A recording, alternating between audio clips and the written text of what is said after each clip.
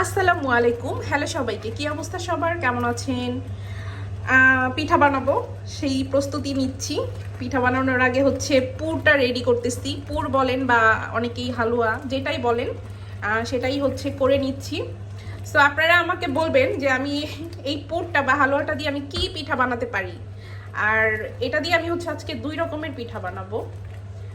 আর এটা বানানোর জন্য আমি ফার্স্টে মানে দুধ দিয়ে ভালো করে জাল দিয়ে এটার মধ্যে হচ্ছে গাজর ব্লেন্ড করে দিয়ে দিছি, আর সাথে এই যে নারকেলের গুঁড়ো দিলাম। এটা দিলে অনেক বেশি মজা লাগে। সো এখন এটা হয়ে গেলে একদম শুকাই গেলে পুরোটা, তারপরে হচ্ছে পিঠাটা বানাবো। সো সবাই আমাকে জানাবেন আমি কি পিঠা বানাবো, ঠিক আছে? আর আপনাদের সবার দাওয়াত রইলো কিন্তু পিঠা খাওয়ার। আর আমি কিন্তু আল্লাহর রহমতে এমন কোনো কাজ নাই যে না পারি, মানে সব কিছু পারি আমি। সব কিছু, সব ধরনের রান্না বান্না থেকে শুরু করে সব কাজ।